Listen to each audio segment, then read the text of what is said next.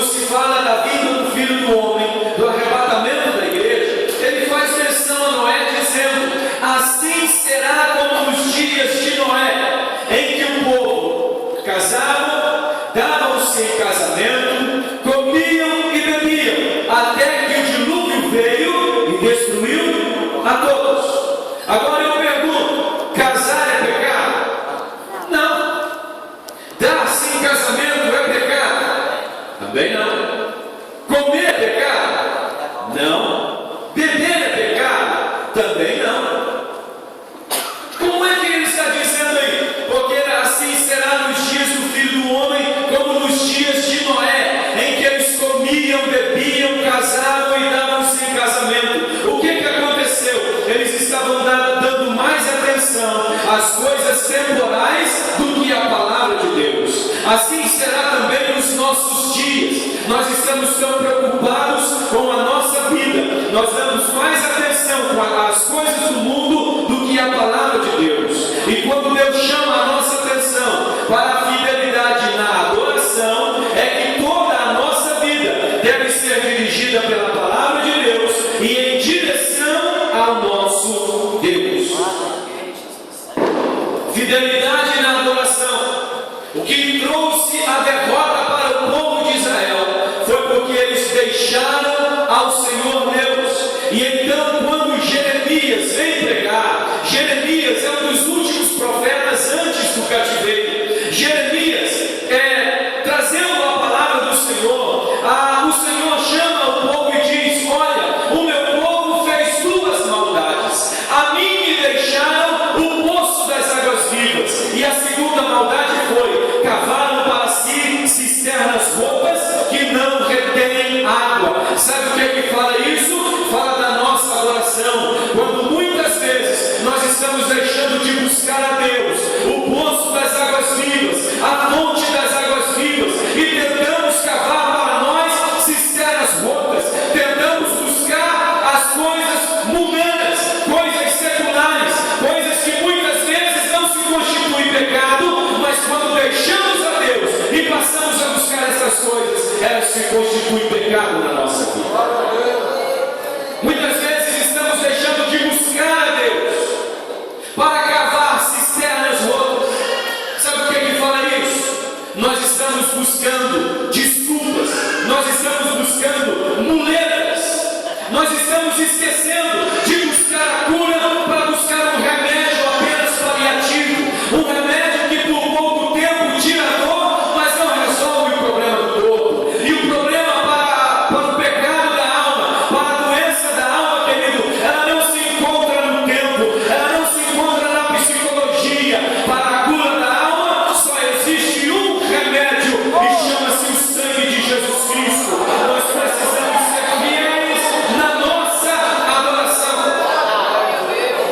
A palavra de Deus em Romanos capítulo 15, versículo 4 diz: porque tudo que dantes foi escrito, para o nosso ensino foi escrito.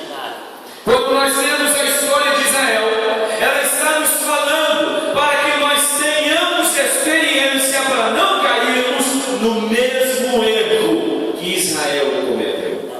Fidelidade na adoração. Adoração fala de prestar culto, adorar, amor profundo, veneração. Um dia eu ouvi uma palavra, uma frase que me chamou a atenção. Às vezes nós falamos que tem pessoas que são idólatras e veneram tanto o seu dinheiro que deixam de adorar a Deus. E ele disse assim: tem pobre que é mais usurento do que o rico. Porque às vezes esse pobre compra uma bicicletazinha de 300 reais.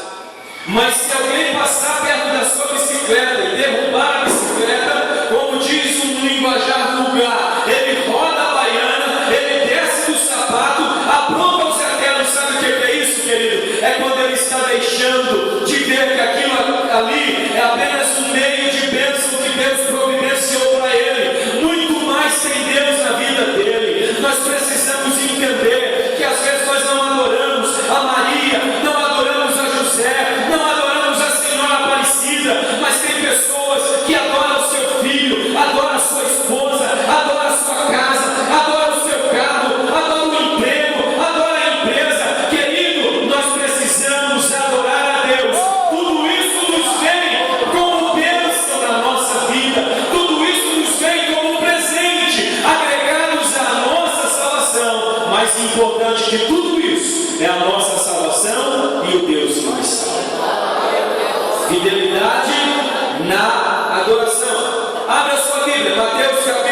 6 e o versículo 33. E leia também. Mateus, capítulo 6, versículo 33. Outro irmão, abra para mim o primeiro livro dos Reis, capítulo 3 e o versículo 13.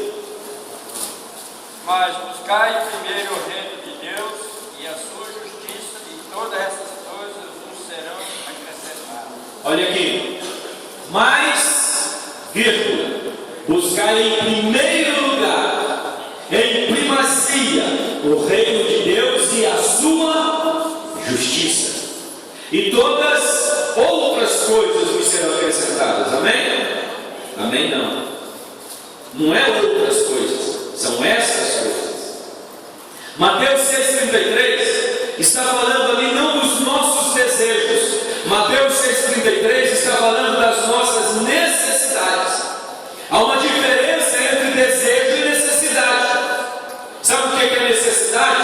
Está lá nos versículos anteriores de Mateus 6,33. Comer, beber e vestir. Você pode olhar. Não estejais ansiosos com o que haveis de comer, com o que haveis de beber, ou com o que haveis de vestir. Porque todas essas coisas, os gentios já se preocupam.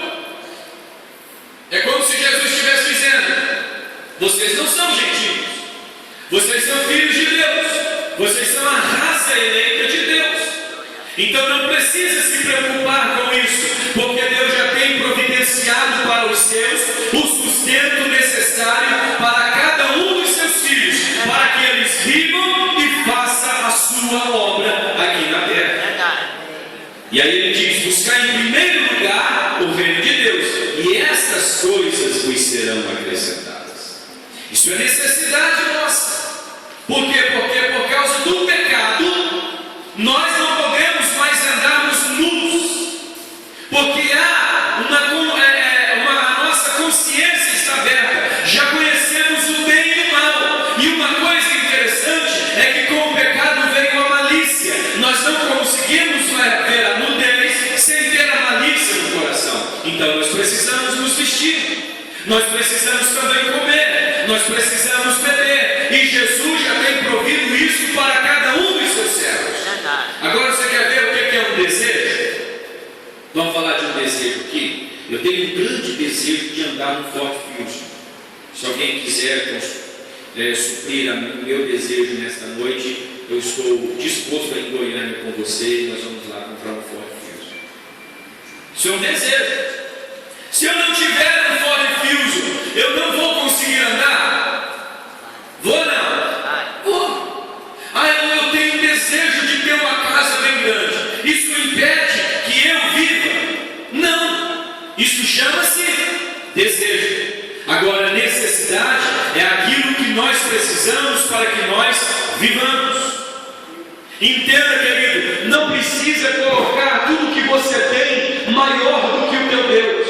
Entenda que Jesus já tem provido tudo isso para a tua vida. Quando nós aceitamos a Jesus Cristo como Salvador, o principal Jesus nos deu, que é a nossa salvação. Mas Deus, por que o Senhor me abençoa? É porque eu gosto de Ti. Quer ver o que é o negócio? Um certo pai, ele trabalhava, como antigamente eles chamavam, de caixeiro viajante. Ele vendia as coisas, ele comprava e saía de cidade em cidade vendendo. Ele era um vendedor ambulante. E ele passava muito tempo fora. E uma certa vez ele veio de volta à sua casa. E ele tinha dois filhos. E quando ele chegou, a família toda ficou alegre, porque o pai havia voltado para casa. Ele ficava pouco tempo em casa. Então os filhos sempre se juntavam no pai, queriam abraçar o pai, queriam brincar com o pai, queriam conversar com o pai. E no dia que o pai chegou, estava no sol, o pai chegou cansado, e ele chegou para o filho mais novo, e o filho falou: meu filho, traz um copo d'água para mim. E o filho foi buscar um copo d'água para o pai. Só que o filho demorou. E ele chega para o filho mais velho e fala: olha, vai lá ver o que o seu irmão está fazendo, que eu estou com sede, e ele ainda não trouxe um copo de água para mim. Quando o menino foi, o mais novo já vinha, mas em vez de trazer um copo de água para o pai, ele trouxe um suco de laranja com umas pedras de gelo dentro. Aí o pai falou: meu filho, mas eu te pedi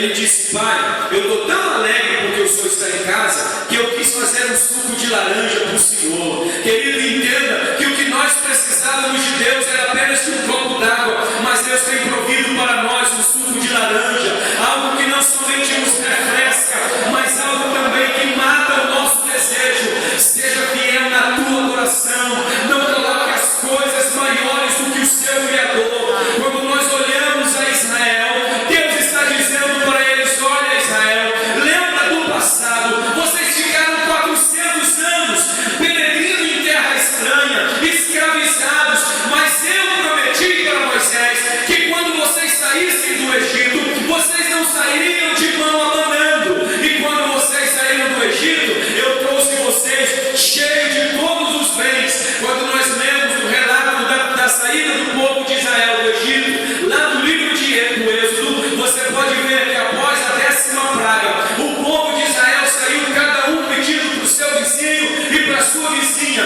vasos de ouro, vasos de prata, vasos de bronze, peças de metal, púrpura, carmesim e linho fino. E a Bíblia diz que Israel despojou o Egito. Sabe o que significa isso?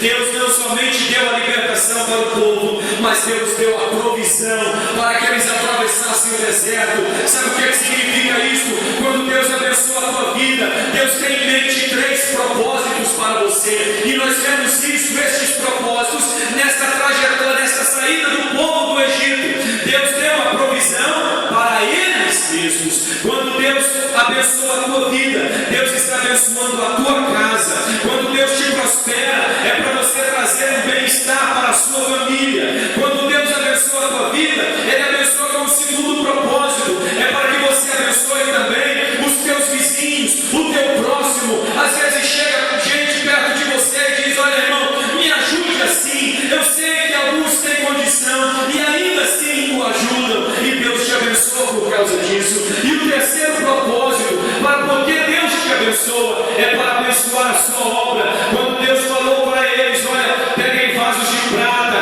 vasos de ouro, vasos de bronze, vasos de metal, pegue também pedras preciosas, pega todo tipo de tecido, púrpura, carmesim, escarlate, linho fino. É porque lá no deserto eles iriam construir um tabernáculo. E quando Moisés falou assim: olha, quem tem, faça um donativo, o povo veio todo alegre, vinha criança dizendo: olha, eu tenho um pouco de ouro, olha, eu tenho aqui prata. E Moisés chegou e disse: olha, chega, já basta para fazer o tabernáculo. Quando Deus te abençoa, é porque a obra dele necessita da minha e da sua ajuda. Não coloque isso que Deus colocou na tua mão maior do que o Deus que Deus deu para você.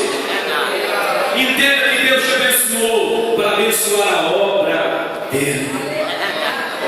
Deus despojou o Egito e Deus deu para o povo de Israel para que eles abençoassem a obra de Deus. Sabe o que é abençoar a obra de Deus? Quando você abençoa a obra de Deus, não é que vai diminuir na sua vida.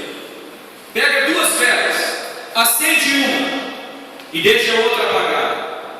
E agora você pega a vela que está acesa e acende a vela apagada. A luz diminuiu? Não. Sabe o que quer dizer isso? Quando você abençoa a obra de Deus, não vai faltar na tua vida, mas vai brilhar mais e mais. Deus vai prosperar a tua vida. Lembra-te do teu próximo. Quem é o meu próximo? Às vezes nós achamos que o nosso próximo são os nossos familiares. Quem é o meu próximo aqui hoje? Respondam para mim. O Daniel. É o pastor Daniel. Está mais perto. É o que está mais próximo.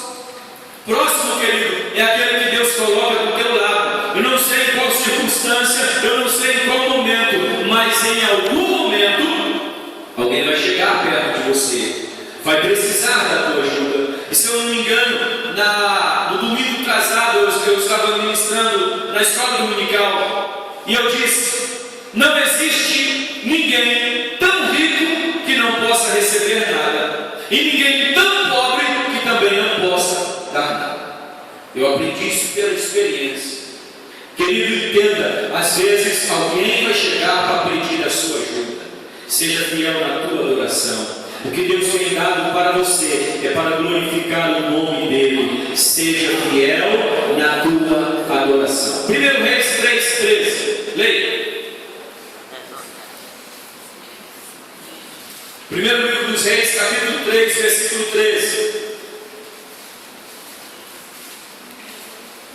E também até o que não pediste de Deus, assim riquezas como glória, que não haja teu igual entre os reis por todos os teus dias. De quem que Deus está falando isso aí? De Salomão.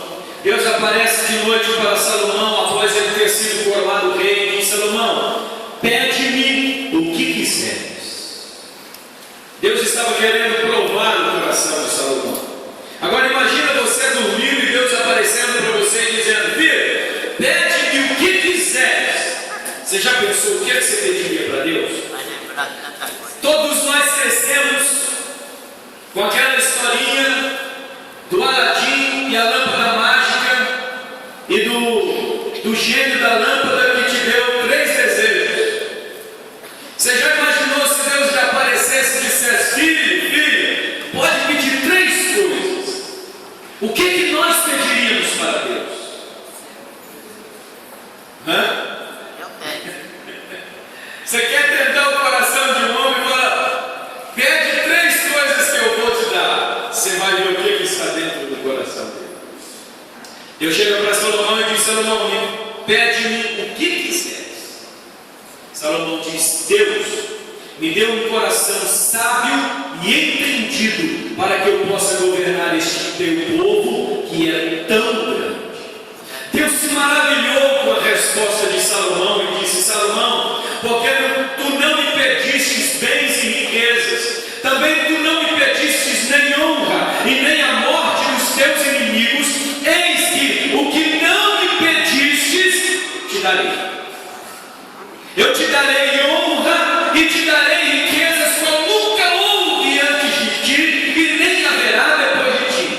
E também o que me pediste eu te darei. Te darei um coração tão sábio como nenhum houve antes na terra e nem depois haverá. Sabe o que quer dizer isso, querido? Às vezes nós pedimos algo para Deus. Quando eu morava em Paraúna, eu passava muito por Trindade, era o caminho, era a roda de casa. E entre Trindade e Goiânia havia uma placa muito grande de uma empresa de tecidos. E ela escreveu uma frase que eu achei interessante. Ele disse assim: cuidado com o que você pede para Deus, Ele dá. Eu fiquei intrigado com aquilo, depois fui pensar, e é verdade. Tem hora que nós pedimos a morte do nosso inimigo, tem hora que nós pedimos a derrota do nosso opressor. Irmão, toma cuidado com o que nós pedimos para Deus, Ele dá. Não é todas as coisas, mas às vezes nós estamos pedindo algo, achando que isso é bom para nós, isso vai implicar na nossa derrota. Salomão pediu um coração sábio e entendido. Lá no Salmo 37, versículo 25, o salmista dá uma declaração dizendo: fui moço e agora sou velho, mas nunca vi um justo desamparado, nem a sua descendência mendigar o pão. Oh querido, entenda, não coloque os bens materiais acima do teu Criador. Adore a Deus com o que você tem, adore a Deus na sua necessidade, porque isso implica em demonstrar para Deus o que é que está dentro do nosso coração. Amém? No versículo 10 e 11, Moisés chama a atenção do povo dizendo: seja fiel na prosperidade, que também implica, está dentro aqui da adoração. Seja fiel na prosperidade. E eu consegui ver que há 2 tipos de crentes na igreja: pessoas que só são fiéis quando não prosperam. Tem pessoas que não dão conta de ser crente quando é prosperado. Quando ele está na luta, quando ele tem algum problema, ele está sempre na casa do Senhor, ele está sempre de joelhos dobrados, ele está sempre clamando a Deus. Mas basta Deus prosperar ele um pouquinho, aí ele já se engrandece. Ele já acha-se o Senhor de todas as coisas. Ele já acha que não precisa mais de Deus. Ele já acha que não precisa mais adorar quando ele estava em necessidade, Deus era tudo para ele. Mas aí, Paulo escreve a Timóteo, e aí começa a desvendar o coração, em 1 Timóteo 6,10, quando Timóteo diz: porque o amor ao dinheiro é a raiz de todos os males. Não está dizendo que o dinheiro é a raiz, está dizendo que o amor ao dinheiro. Querido, entenda, seja fiel na prosperidade. Deus chama Israel e diz: olha, quando vocês entrarem em casas que vocês não construíram, quando vocês colherem o que não plantaram, quando vocês beberem de águas de poços que não cavaram, lembra-te e não te esqueças do Senhor teu Deus, que te tirou da terra do Egito, da casa da servidão. Quando Deus prosperar a tua vida, lembra de onde você veio, lembra de onde Deus te tirou, lembra o que Deus fez com você, e reconheça que Deus é tudo na nossa vida. Outro tipo de crente é aquelas pessoas que só são fiéis quando estão em prosperidade. Quando Deus está abençoando ele está aqui na igreja. Quando Deus está abençoando, ele louva a Deus. Quando Deus está abençoando ele dizima.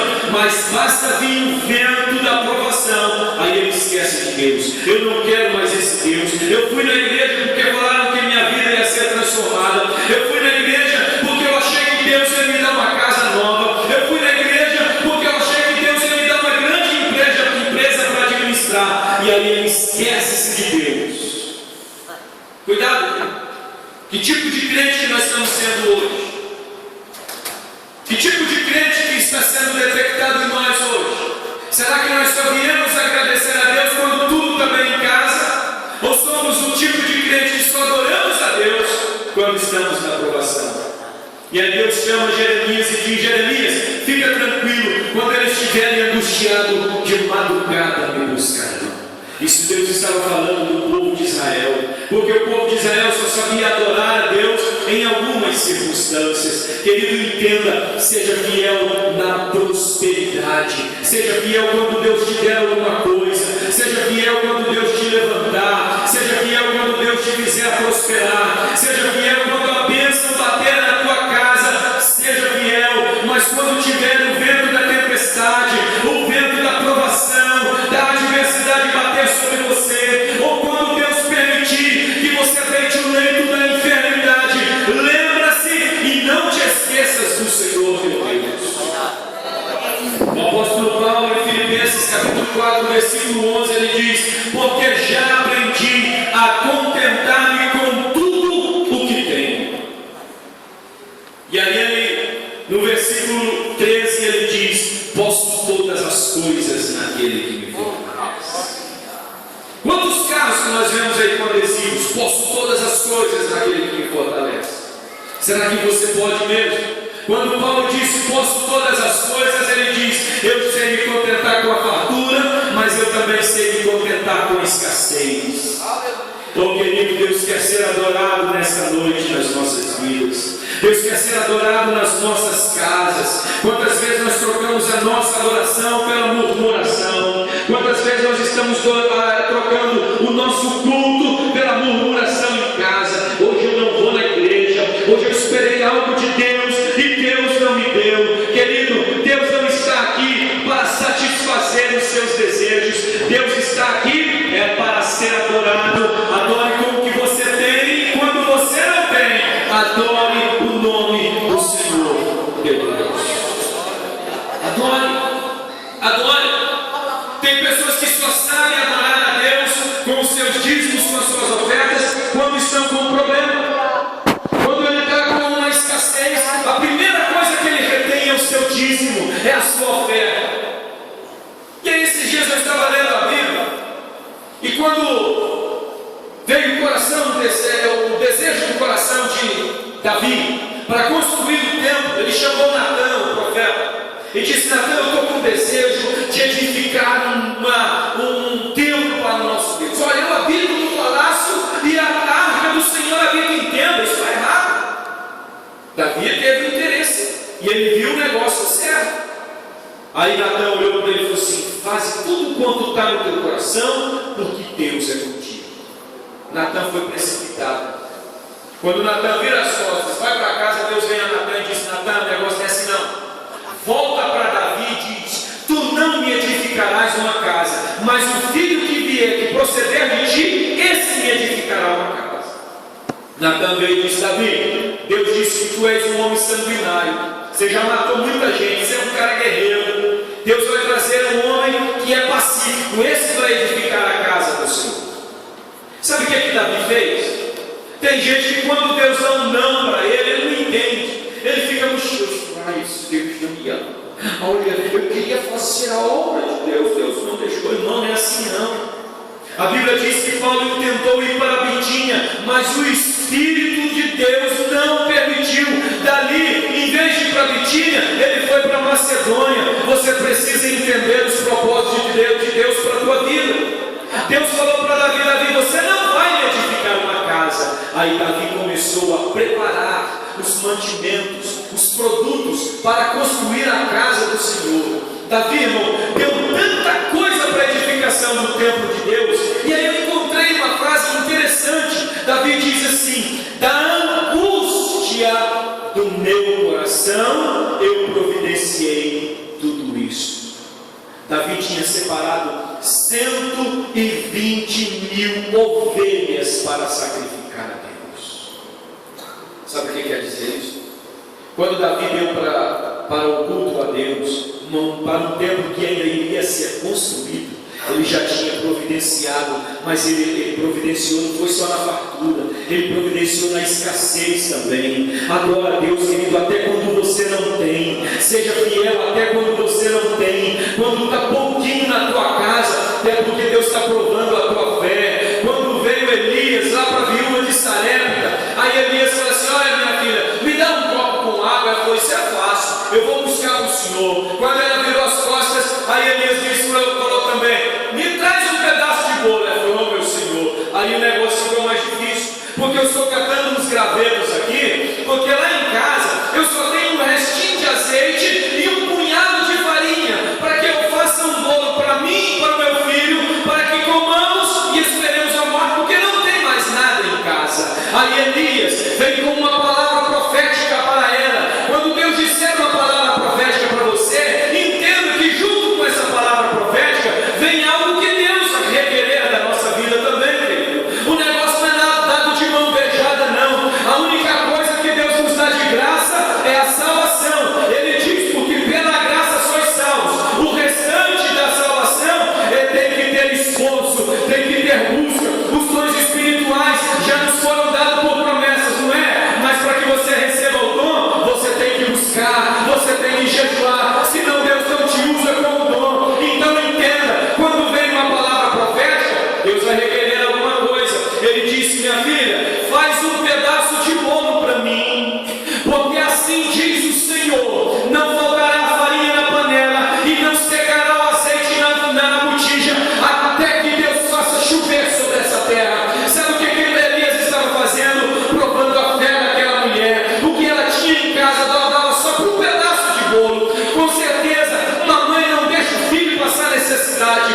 Eu já vi minha mãe não almoçar para deixar para mim um prato de arroz e um pedaço de batata. Era a única coisa que tinha em casa. Eu me lembro que eu falei: mãe, só não vai comer? Ela falou: não, meu filho, eu não estou com fome. Com certeza aquela viúva, ela ia dar o maior pedaço para o seu filho, iria ficar com fome. Então o que tinha era muito pequeno. Se ela desse para o profeta Elias, com certeza não ia sobrar nem para ela e para o seu filho. Mas a Bíblia diz que quando ela trouxe um pedaço de bolo para Elias, então teve azeite na botija, teve farinha na panela. Quando Deus te faz aprovação, quando Deus te faz passar por necessidade, foi assim que ele disse lá no livro de Deuteronômio. Deus chama Israel e disse: porque eu te fiz passar por provação, eu te fiz ter sede, eu te fiz passar, te deixei passar fome, para ver o que havia dentro do teu coração. É muito fácil levantar a mão para o céu quando tudo está bem em casa. É muito fácil nós adorarmos a Deus e dizer: Deus me ama, quando a dispensa está cheia. Mas quando falta tudo em casa, aí Deus quer ser adorado para envergonhar Satanás.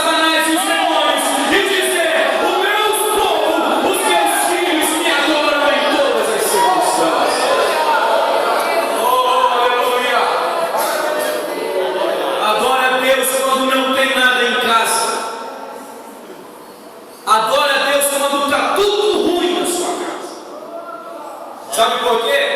Salmo 46 nos ensina. Às vezes nós não conseguimos ver um palmo à frente dos nossos olhos. Ali é uma situação catastrófica, uma visão de calamidade. Ainda que as águas rujam e se perturbem, ainda que os montes se transportem para o meio do mar, ali fala de terremoto, maremoto, uma catástrofe da natureza. O mundo caiu de ponta cabeça. Aí ele diz assim: há um rio cujas correntes alegram a cidade de Deus. Você vê as coisas pelo âmbito material. Deus está acima das circunstâncias. Deus está acima do teu problema. Entenda, querido, que tudo isso está dentro do domínio de Deus, dentro da soberania de Deus. Porventura Deus não sabe que você tem necessidade. Porventura Deus não conhece o teu problema. Deus conhece o teu problema. Deus conhece você. Ele sabe a solução para o teu problema. Então glorifica a Deus. Deixa nas mãos do Senhor Jesus. Ele sabe como resolver. Quando você estiver habitando em casa bem espaçosa, Israel, lembra-te do Senhor teu Deus. Lembra do Senhor, o teu Deus. Aí nós chegamos no versículo 17. E Deus disse assim: diligentemente guardarás os mandamentos do Senhor vosso Deus, como também os seus testemunhos, seus estatutos que te tenho mandado. Fidelidade na obediência. Submissão. Obediência vem de um vocábulo hebraico chamado guidã. Submissão. Sabe o que é submissão? É uma palavra aglutinada, é uma palavra composta, que está sob missão. Uma pessoa submissa, ela não tem vontade própria, ela está debaixo da missão de outro. Nos submetermos a Deus é deixar Deus tomar a direção das nossas vidas. Mesmo na rebeldia, se o povo quisesse ser abençoado, eles tinham que se submeter a Deus. Deus falou assim: olha, vira e volta para o deserto. Tem irmão, deixa eu abrir um parênteses aqui, rapidinho. Tem irmão que ele só vive no deserto. Ora por mim que eu estou no deserto. Ora por mim porque eu estou no deserto. Ora por mim. Você já parou para pensar que Israel só ficou no deserto por causa de desobediência? Por causa de incredulidade? Então dá uma olhada na sua vida. E por que o teu deserto não se acaba? Por que a terra prometida não se vislumbra na sua frente? Pode ver alguma coisa errada na sua vida. Às vezes você está brincando, qualquer problema assim: eu estou no deserto. Às vezes não. Pode ser que nós estejamos no vale. Pode ser que nós estejamos num barco no meio da tempestade. Mas para de dizer que tudo é deserto na tua vida. Porque se realmente for deserto, é porque nós estamos em desobediência e em rebeldia contra Deus. E aí, obediência fala de dependência. Era estritamente necessária a obediência para o povo entrar na terra prometida. Fidelidade na obediência. Ser fiel requer confiança naquele a quem nós estamos dependendo. Nós confiamos em Deus? Será que nós confiamos em Deus? Crer e confiar é diferente, viu? Crer é uma coisa, confiar é outra. Eu vou contar uma historinha que eu já ouvi muitas vezes. Eu sei que alguns irmãos sabem, mas tem muito mal convertido que não sabe. Ilustração ajuda a guardar muita coisa.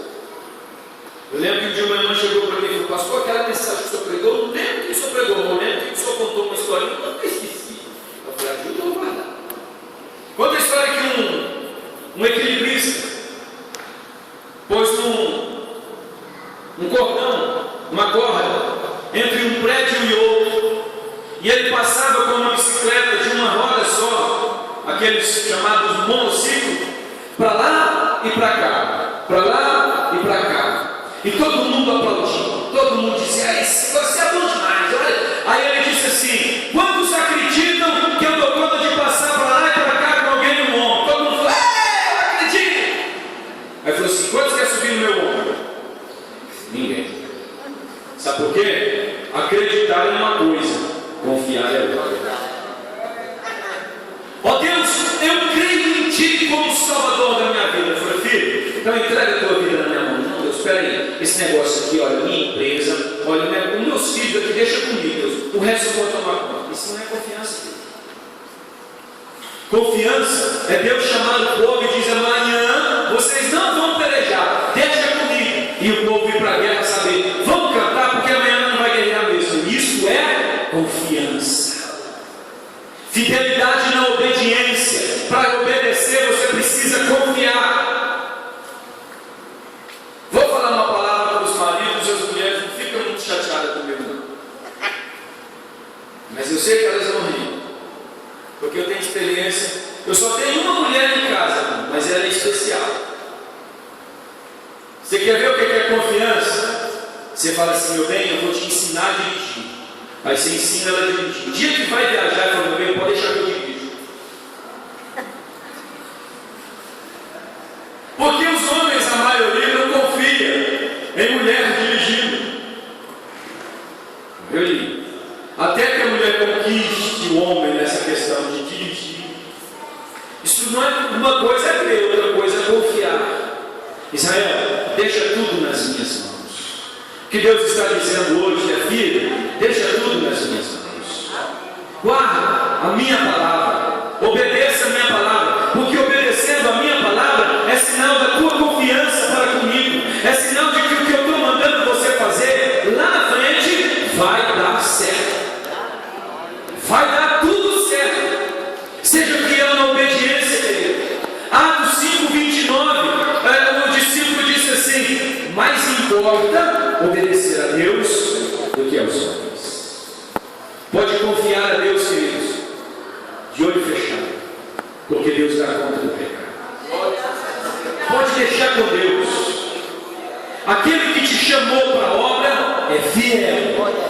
O que te chamou é fiel. Pode ter certeza, querido, que aquele que mandou você ir é fiel. Ele toma conta das nossas vidas. O salmista, quando ele disse: fui moço, agora sou velho, mas nunca vi um justo desamparado e nem a sua descendência mendigar o pão, ele estava dizendo: olha, seja justo para com Deus, buscai o Senhor e a sua justiça, faça o que é certo, porque pode ser que você pense que vai dar tudo errado, mas ele é fiel, não vai ficar desamparado. Irmão, entenda uma coisa: Deus, ele tem controle absoluto de todas as coisas. O universo é muito maior do que nós imaginamos, e Deus conhece cada coração, Deus conhece cada vida em particular, Deus conhece cada pessoa na sua individualidade. Ele sabe o que eu penso, ele sabe o que você pensa, o que você planeja para o futuro. Mas quando você diz assim: Deus, eu planejei isso tudo, mas está tudo nas suas mãos, aí ele toma conta. Pastor, eu posso pedir para Deus mudar as coisas? Pode. Até Jesus pediu. Jesus, no jardim do Getsemane, ele falou: Pai, se possível, passa de mim o cálice, contudo, não seja como eu quero. O irmão pode pedir: Senhor, abençoa este negócio, Senhor, abençoa os meus projetos, Senhor, abençoe-me dessa maneira, Senhor, mas contudo, faz a tua vontade, faz a tua vontade, Senhor. E é o que Deus quer ouvir das nossas vidas. O que Deus chegou para o povo diz assim: farás o que é reto e bom aos olhos do Senhor. Nós temos que olhar as coisas na perspectiva de Deus. Nós precisamos olhar a nossa vida na perspectiva de Deus. Eu estava dizendo para os irmãos da idade que esses dias eu tive um sonho. Deus deu um outro sonho com o mesmo sentido para minha esposa. Mas antes disso, Deus fez um outro irmão sonhar. E quando o irmão veio falar para mim: pastor, eu sonhei assim, assim, assim, eu falei: já sei até o que é. Eu cheguei para minha esposa e falei: amor, eu sonhei um sonho, eu acordei alegre, mas quando eu acordei eu estava triste. Ela falou: por quê? Eu falei: porque o sonho não é bom. Mas era algo de Deus para as nossas vidas. Ela se inquietou muito quando ela sonhou. Ela chegou, ela saiu de casa, veio aqui no meu escritório e falou: olha, eu estou angustiado. Eu sonhei esse sonho, eu sei que Deus vai cumprir na nossa vida. Eu falei: sério, fica tranquilo, aonde Deus mandar nós irmos, se estiver no centro da vontade de Deus, vai ser bênção para a nossa vida. O que adianta nós estarmos no lugar